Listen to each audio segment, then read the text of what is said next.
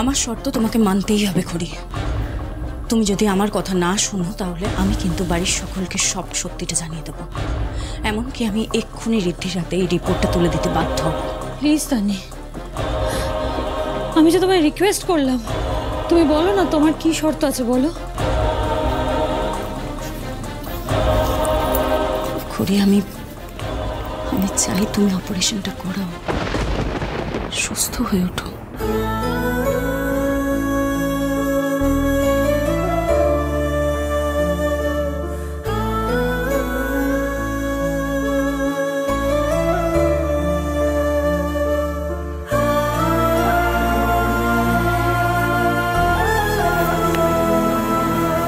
খড়ি, জানো তোমার মা যেদিনকে আমায় নিজের মেয়ে বলে মেনেছিলেন না, আমিও সেদিন থেকে তোমাকে, বনিকে, তুতিকে আমার বোন বলে মেনেছি। আমি চাই তোমরা সব সময় ভালো থাকো, সুস্থ থাকো, আর কিচ্ছু চাই না। আমি বিশ্বাস করো, আমি সব সময় তোমাদের প্রোটেক্ট করতে রাজি। জানি জানি তুমি যেভাবে আমার ঋদ্ধিমান বাবুর পাশে থেকেছ, যেভাবে সব সময় সব বিপদে আমাদের আগলে রেখেছ, তোমাকে থ্যাংক ইউ বলে ছোট করতে চাই না। বলুন, এখানে থ্যাংক ইউ বলার কোনো জায়গা নেই করি, শুধুমাত্র জায়গা আছে ভালোবাসার। আর আমি তোমাদেরকে যেভাবে ভালোবাসি, যতটা ভালোবাসি, ঠিক ততটাই যদি তুমি আমাকে ভালোবাসো তাহলে প্লিজ আমার কথা শোনো, অপারেশনটা করাও। নিজের শরীরের সাথে এত বড় কম্প্রোমাইজটা করো না করি। আমি বেস্ট ডক্টরের সাথে কথা বলবো, বেস্ট ক্লিনিকে তোমায় ভর্তি করাবো, অপারেশন করানোর ব্যবস্থা সব আমি করে দেবো। কিন্তু প্লিজ নিজেকে এইভাবে আর বিপদের মধ্যে ফেলো না।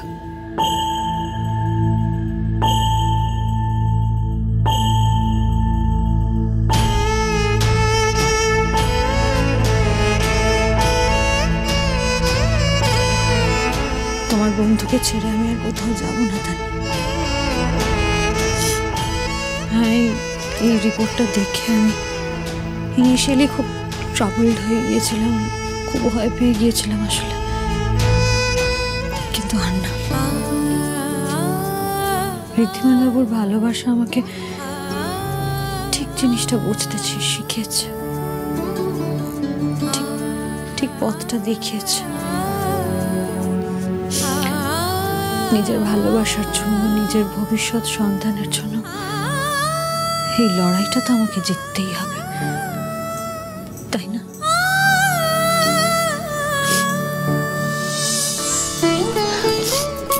তোমাকে আমি একটা কথা বলছি।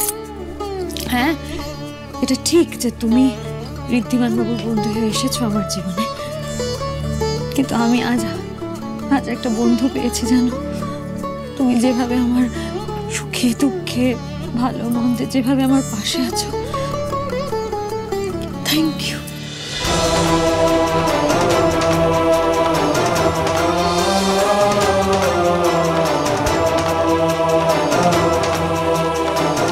খড়ি, বোনেদের ভালোবাসা খেয়াল রাখার সবটা আমি তোমার কাছ থেকে শিখেছি, তাই সবসময় এই কথাটা জানবে, তোমাদের কোনো বিপদে আপদে আর কেউ না থাকো, এই বোনটা তোমাদের সব সময় পাশে থাকবে।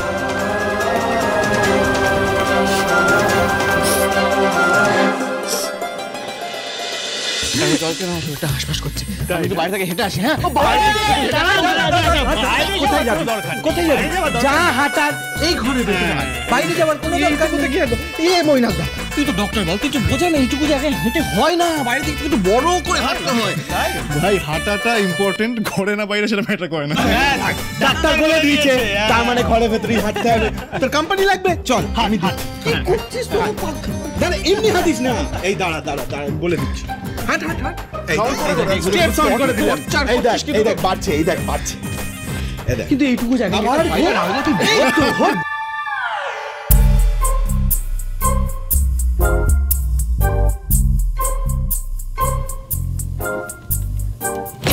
কে কে আস্তে আস্তে। আরে আমি আপনি এখানে কি করছেন?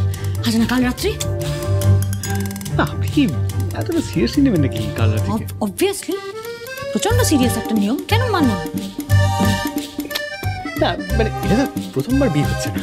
দেখুন এটা তো আমাদের, আরে বাবা এটা তো আমাদের 3 নম্বর বিয়ে। মানে এই দেখুন আমাদের তো প্রথমবার যে বিয়েটা হলো, মানে সেটা ঝগড়া করে বিয়ে হয়েছে, তারপর ধরুন একটা মিনি বিয়ে হয়েছে, তারপরে সুন্দর করে হ্যাপিলি একটা সুন্দর ভালো বিয়ে হলো। এতবার আমাকেই বিয়ে করতে হচ্ছে বলে আপনি আপনি ডিসঅ্যাপয়েন্টেড নাকি? না না এ বাবা, না না তা কেন হতে হবে? আপনাকে এতবার বিয়ে করতে হচ্ছে বলে আমি মানে happy, it's absolutely fine. Fine? Or just fine? আপনি তেমন খুশি নন? না না খুশি, আমি খুবই খুশি, আমি উত্তেজিত, আমি উচ্ছ্বসিত এই যে আপনাকে এতবার বিয়ে করতে পারছি। কিন্তু ওই কাল রাত্রি নিয়মটা না আমার জাস্ট পছন্দ হয়, কোনোবারই পছন্দ ছিল না। আর দেখুন প্রথমবারও তো আমাদের যখন কাল রাত্রি হয়েছিল তখন তো ঠিক করে হয়নি, মানে আপনি আপনি মানে হঠাৎ করে অজ্ঞান হয়ে গেলেন, অজ্ঞান হয়ে আমার ঘরে এইভাবে পড়লেন।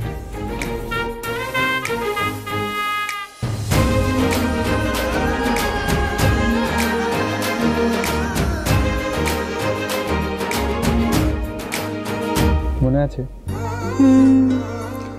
আপনার খারাপ ব্যবহারগুলো মনে আছে, কিচ্ছু ভুলিনি। এই না মানে এরকম ইয়ে করবো না। দেখুন তখন খারাপ ব্যবহার করেছিলাম, মানে রীতিমান সিংহ তো বউয়ের তখন মূল্য জানতো না, তাই না? এখন তো সে মূল্যটা বোঝে।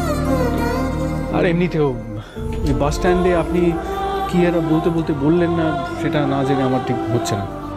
আমি বলবো, সব বলবো রীতিমান বাবু। কাল রাত্রির পরে তো আপনার কাছেই যাব।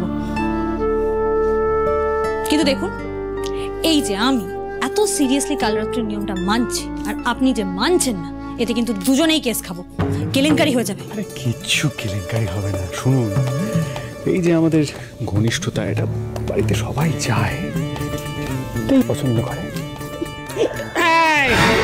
ওখানে কি হচ্ছে? কে কার সঙ্গে কথা বলছো গিন্নি?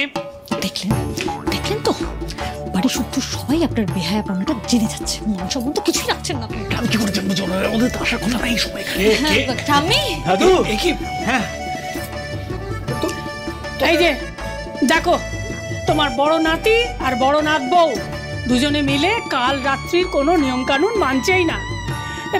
এদের দেখে ছোটরা কি শিখবে? না না ঠাম্মি, আমি নই, আমি কিচ্ছু করিনি। উনি উনি উনি উনি আমি কিছু করিনি গো, আমি সত্যি কিছু করিনি। ঠাম্মি দাদু তোমরা এই কাল রাত্রি নিয়মটা সিরিয়াসলি নেবে? মানে এটা তো প্রথমবার বিয়ে হচ্ছে না, বলো? অজুহাত দিও না, অজুহাত দিও না। না না না না না, তোমার কাছ থেকে এরকম একটা ইয়ে আমি একেবারেই আশা করিনি। দাদু দাদু দাদু আসলে কি হয়েছিল বলো তো, আমি জল দিতে এসেছিলাম গাছে, মানে জল খেতে এসেছিলাম, মানে জল খেতে এসে তারপরে দেখলাম মানে উনি এখানে আছে, আমার পেছন ঘুরে। ঘরেই তো জল ছিল, তুই দেখিসনি আমি কুণালকে জল খাওয়াচ্ছিলাম। বাবা বাবা বাবা, আমাকে আটকে আমার উপর টর্চার করে ও এখন এসে বসে দেখ, আমি চিটকিনি আটকে দেবো, 1 টাকাও বেরোতে। হ্যাঁ একদম বেরো দিস না। হ্যাঁ তুই লজ্জা করি না? কাল রাত্রি করেছিলাম বাড়ি থেকে বেরোবি না? অনেক কাজ আছে।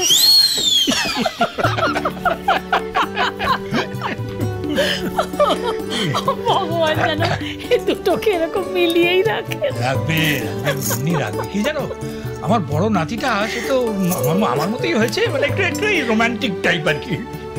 ওর বয়সে আমিও কি কম রোমান্টিক ছিলাম গো? সব কাল রাত্রি ফাল রাত্রি আমি আমি আমি আমি কোনোদিন মেরেছি? হ্যাঁ কি কি কি বলো গিন্নি, মেরেছি?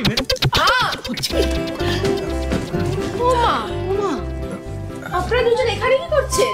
এখানে আমি এখানে কি করছি? কি ইয়ে করছি আমরা, কিছুই করে না, মানে করছি মানে পাহারা দিচ্ছি আমরা। আমরা নাতি নাতবউদের পাহারা দেওয়ার জন্য এখানে গ্যাস হয়ে বসে আছি, যাতে কেউ ইয়ে না। পাহারা দিচ্ছে? হ্যাঁ, আচ্ছা আচ্ছা, যাকে যাকে যাকে ওসব কথা ছাড়ো। তোমরা এখানে এসে পড়েছো, ভালোই হয়েছে। হ্যাঁ, তুমি যে বলছিলে একটা প্ল্যান আছে, তো প্ল্যানটা বলো। প্ল্যানটা তোমাদের মা তোমাদের বলবে। বলো বলো বলো বলো।